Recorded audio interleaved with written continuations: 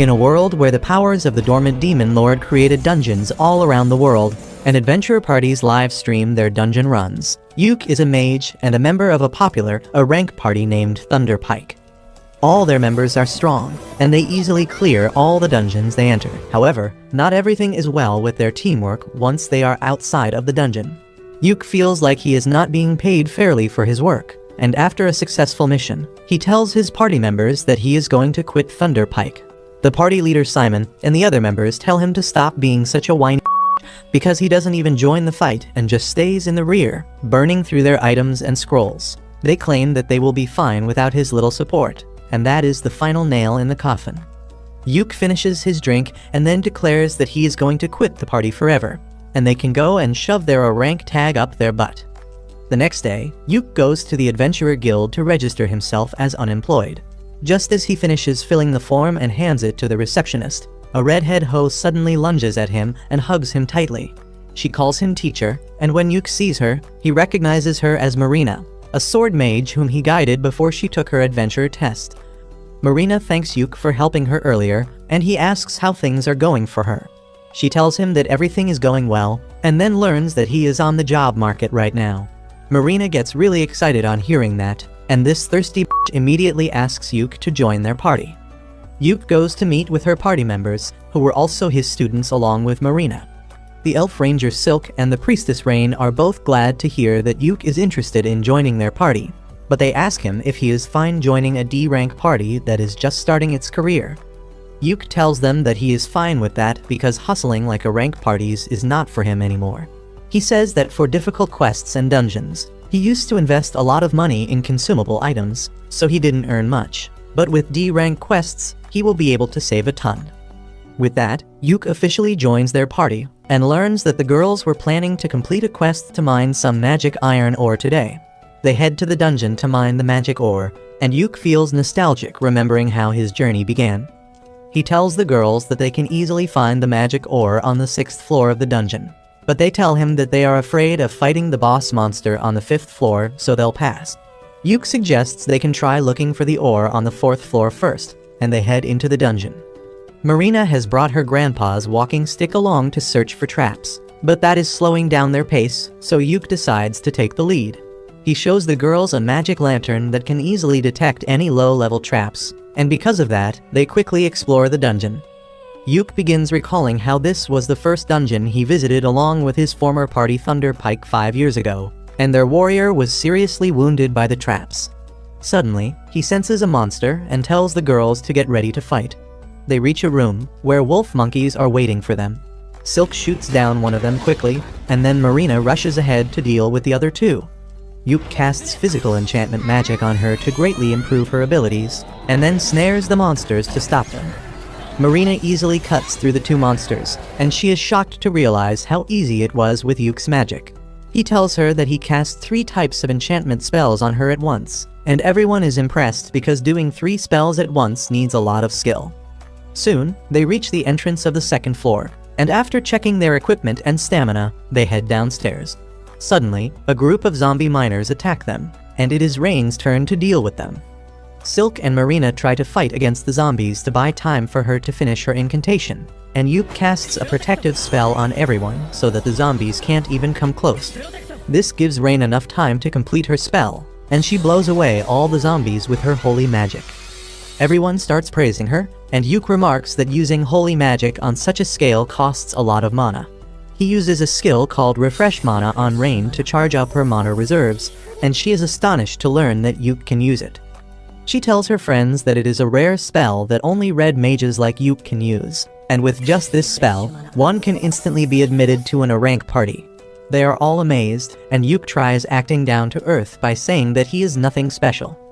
They walk ahead, and he keeps pouring holy water on the ground so that the zombies don't attack them after being revived. Silk thinks that it is going to be really expensive, and they don't have the budget for that, but Yuke tells her to relax because he brewed it himself. This shocks Rain because Yuke is not even a priest, but he replies that he can use the purified ashes of the zombies to make holy water using alchemy. Soon, they reach the 4th floor, and Yuke says that they can find the magic ore on this floor. But before going any deeper, he wants everyone to rebuild their stamina by eating something. For that, he pulls out a whole ass stove from his magic bag, which makes the girls excited. Yuk tells them that if they work hard, they can afford their own magic bag someday. He begins cooking egg and bacon for them, and then pulls out a magic pot that magically creates seafood soup for them. The housewife inside Rain gets wetter than the soup itself on seeing a pot that cooks food itself, and Yuk says that he found it in a high-level dungeon and it cost a lot to be repaired.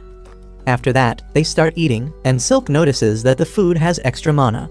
Yuk tells her that cooking is basically alchemy, and he put extra effort to empower them for mining the ore later. Soon, they find a giant rock lizard which has mineral ores on its back. Yuk slows it down with his magic, and then Marina uses her ultimate attack to kill it. She is really exhausted by using her ultimate just once, but Yuk replenishes her mana and tells her to keep practicing the skill.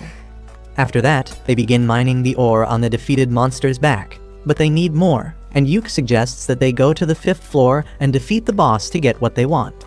The girls are afraid because the boss is a tough monster, but Yuk tells them that he will use his full power to help them. Once they reach the boss room on the 5th floor, Yuk tells the girls that he will fight alone to show them his skills. He then takes out a floating camera artifact to record the gameplay of the boss fight, and Marina suggests that they should livestream it cause it will be fun. Yuk decides to YOLO it, but then he asks the girls the name of their party to tell in the broadcast. They nervously tell him that they haven't thought of a name yet, but then Marina comes up with the name Clover on the spot. She says that the 3 girls are the ordinary leaves of the clover, and Yuk is the 4th and the lucky leaf. Everyone likes the name, and then Yuk asks the girls if they also want to feature in the first live stream of their party. They are fine just watching him, so Yuk enchants himself and then activates the live streaming mode on the camera. After that, he opens the door to the boss room and heads inside to see the giant ugly steel crab. The crab attacks him instantly, but Yuk slips from its claws and then uses 5 disabling spells to blind, poison, and paralyze it. The crab tries to attack indiscriminately, but Yuk just uses gravity magic to crush it instantly. He ends the live stream with that, and Marina immediately hugs him, almost breaking his bones in the process. Yuk then puts the crab in his magic bag, and they open the treasure chest that dropped after defeating the boss to find a ton of treasure and magic ore. After that, Yuk and his party head back to the city in a carriage. He acts polite and asks the girls how do they rate their new party member on a scale of 1 to 10. All the girls are really impressed by his overall skills in the dungeon, but Yuk thinks that they would be uncomfortable to see someone who is older than them suddenly become a party member. The girls tell him that it is not like that at all, and suddenly, Silk has a brilliant idea. She tells Yuk that he should become the party leader because he is the most experienced and powerful out of them. Yuk is flustered because he doesn't think it is right for a newcomer to become the leader, but the other girls agree, saying that their party was officially formed when they decided to name it Clover, and that makes Yuk a founding member. When the girls keep on pressuring him, Yuk finally folds and agrees to become the party leader so that he can keep everyone safe. On the other hand, his former party, Thunder Pike, is having a hard time in the dungeon. They have got an archer to fill Yuk's place, but he can't support them like Yuk used to. They struggle against a pack of monster wolves, and even the newcomer throws shade at them, asking why the hell they came to such a high-level dungeon if they are so weak. Suddenly, the witch gets bitten by a wolf, and though the party leader manages to free her, the priestess doesn't have enough mana to heal her. The party decides to retreat immediately, and as the witch lies bleeding, the priestess is still waiting for her mana to recharge. They don't have mana potions or even healing potions because that used to be Yuk's responsibility, and none of them thought to pick it up after he left. The new guy has a healing potion, but he doesn't give it so easily because he expected a rank party to have better management. Meanwhile, Yuk and his party are celebrating their first mission's success.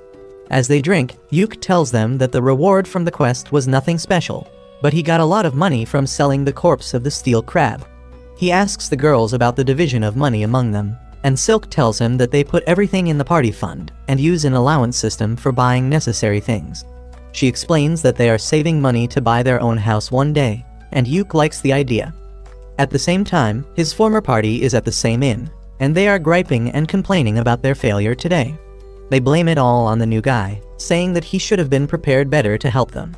The archer gets pissed off that they are treating him like an errand boy, and says that he never thought that the famous rank party would be a bunch of sisses who can't even wipe their ass themselves.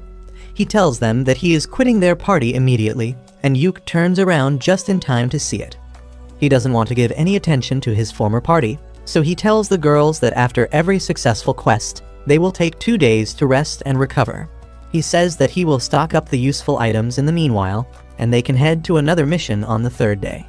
Suddenly, the inn begins to display the livestream video of Yuk defeating the steel crab that has gone viral within half a day. Everyone is interested in Yuk and his party because he defeated a boss monster with just debuff spells.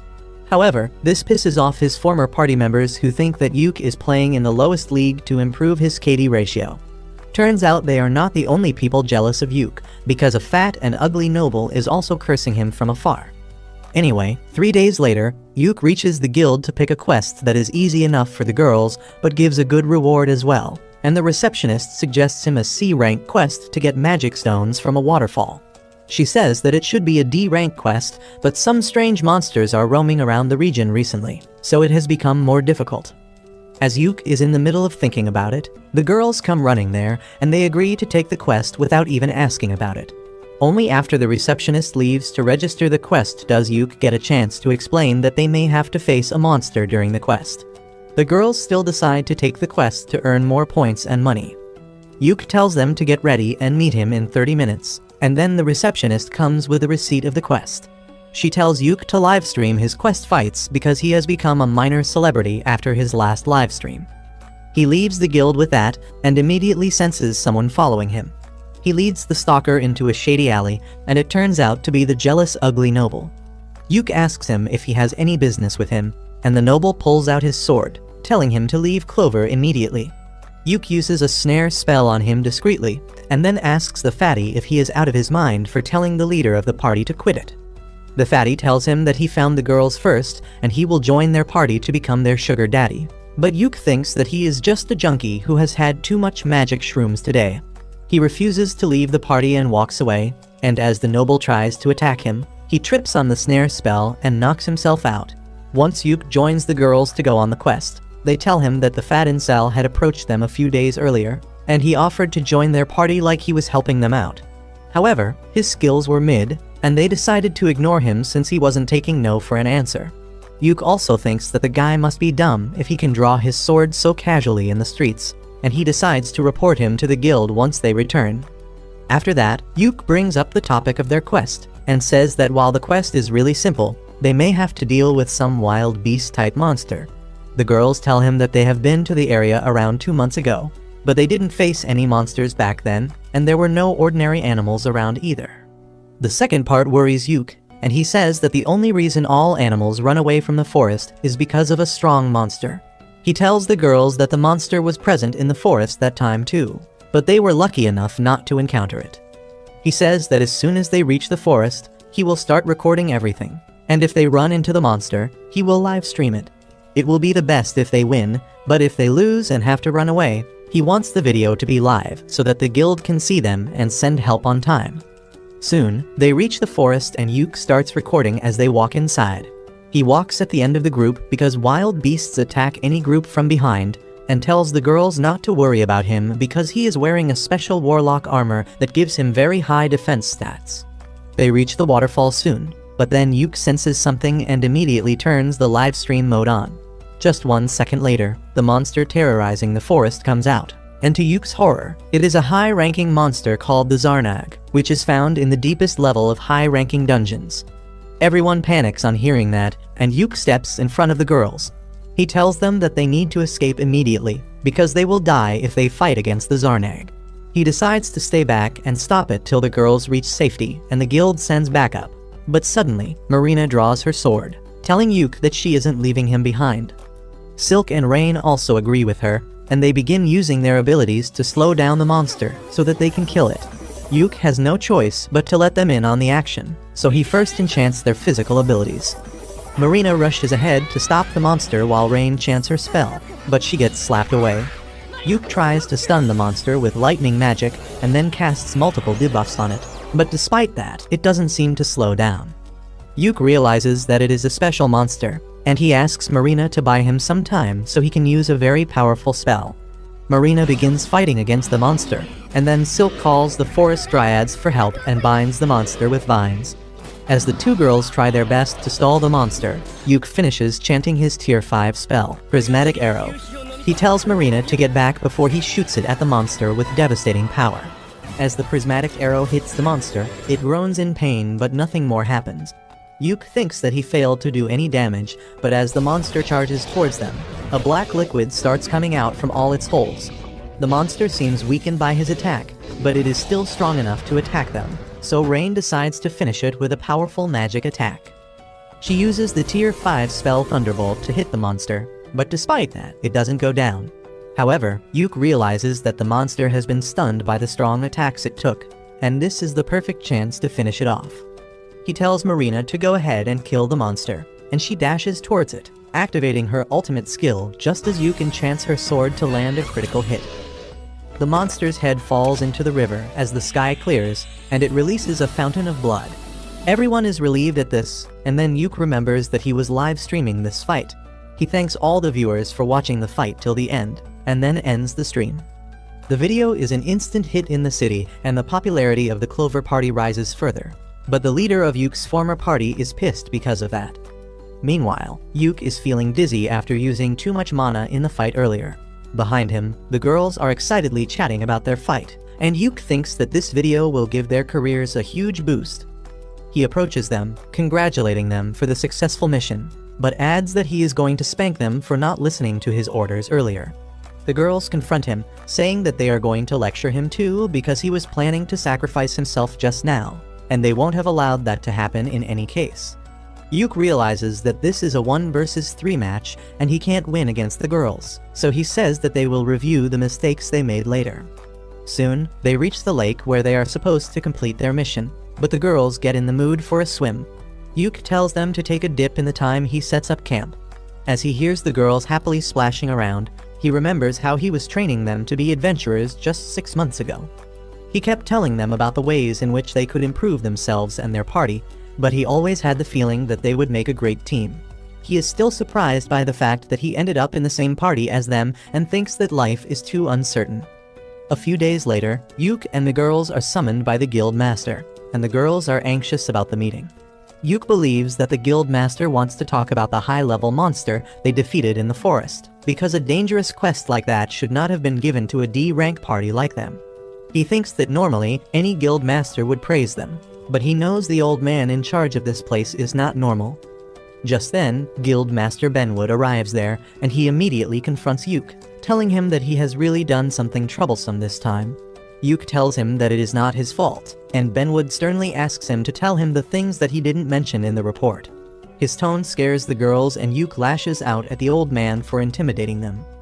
However, that was what the guild master was waiting for, and he tells Yuke that he should have stopped talking politely earlier if he wanted him to stop acting scary. Benwood then sits down and tells everyone to take a seat too. He asks Yuke to answer his question now, and tell him what he thinks about the monster that he encountered in the forest. Yuke tells him that the signs point to it being an overflow, but not the one you will find on Anime. Benwood grows concerned on hearing that and tells the receptionist to generate an investigation quest. Meanwhile, Marina asks Yuke about overflow, and he explains that it happens when a catalyst causes monsters to come out of dungeons. If things get worse, it can lead to a stampede in which a huge army of monsters destroy everything in their path. The girls are worried to hear that, but Benwood tells them that the guild will handle the investigation. He then bows down to the 4 of them and apologizes for putting them in danger. The girls are taken aback by that and say that they were fine because Yuke was with them. The old man says that he watched the stream and he thinks they are quite skilled too, which is why he is going to promote them to C rank. The girls are delighted to hear that, and then Benwood turns to Yuke to give him another good news.